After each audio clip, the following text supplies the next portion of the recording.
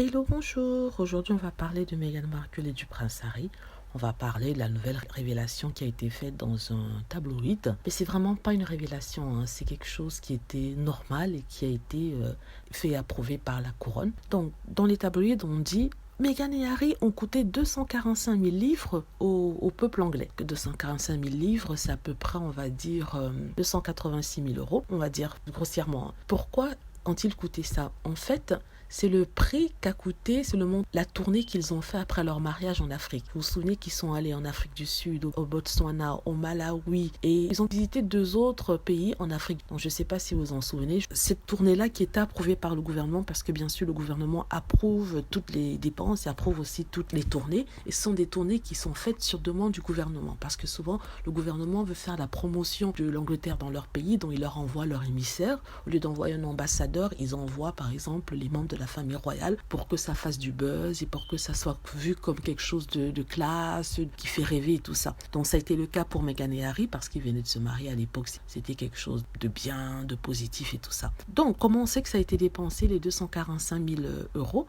On le sait parce que la famille royale doit faire des comptes annuels et ces comptes doivent rester publics par souci de clarté, par souci d'honnêteté. Donc qu'est-ce qu'on apprend dans les comptes? On apprend que 256 000 euros ont été dépensés lors du voyage de Sussex. Les tabloïds en font des montagnes par rapport à ce montant-là, comme si l'argent était allé dans la poche de Harry et Meghan. Et les gens sur Internet n'arrêtent pas de hurler « Oh mon Dieu, ils nous ont coûté cher ». Mais les Meghan sont déjà partis, donc je vois pas pourquoi on devrait en faire toute une histoire. En plus de ça, le prince William a dépensé autant pour des voyages à Oman, pour des voyages au Pakistan par exemple. Le total du prince William a été de 220 000 livres, ce qui fait l'équivalent de 230 000 euros. Mais au lieu de marquer ce montant total en une fois, en un lot, ils ont séparé les voyages en disant qu'il a dépensé 111 000, puis en marquant qu'il a dépensé, je crois qu'ils ont marqué 76 000 en bas pour que ça ne choque pas. Donc pour Harry et Meghan, on nous donne un gros montant, mais pour William et Kate, au lieu de marquer le montant total qu'ils ont dépensé pour l'année 2019, en une fois comme ils l'ont fait avec Harry, non, ils séparent pour que ça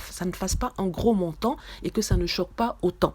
Pourtant, Harry et Meghan, il n'y a pas de problème, on va mettre ça pour choquer les Anglais. Donc, ce qui est intéressant dans le rapport qui a été sorti, c'est qu'il est mentionné que Harry et Meghan ont vraiment payé Frogmore. Donc pour ceux qui doutaient, oui, Frogmore a été payé. Moi, je parle de détracteurs, hein, parce que je sais que sur cette chaîne, tout le monde sait que Frogmore a été payé. Frogmore a bien été payé. Et aussi, on apprend des choses. On apprend que toute la famille royale voyage en jet privé, que ce soit Charles, la princesse Anne, le prince Andrew ou même les Cambridge.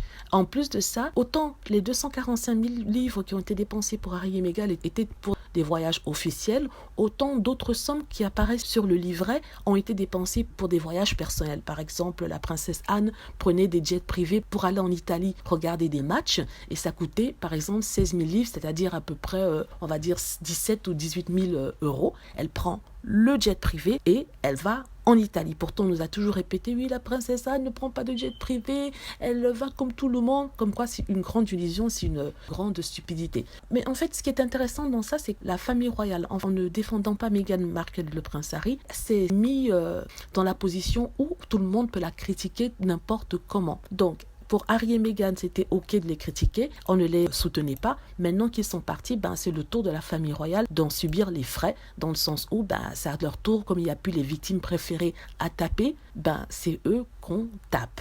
Donc, de toute façon, Harry et Meghan, ils ont tourné la page. Heureusement qu'ils ont remboursé Frogmore, qu'ils ont décidé d'être indépendants, parce que sinon, ça aurait été, oh mon Dieu, s'ils n'avaient pas remboursé Frogmore, s'ils n'avaient pas été indépendants, à ce moment-ci, avec les 245 000 dépensés, ça aurait été terrible.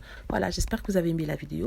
N'hésitez pas à cliquer sur like si c'est le cas, à vous abonner pour plus de vidéos et à cliquer sur la petite cloche afin d'être averti lorsque je poste une nouvelle vidéo. Merci.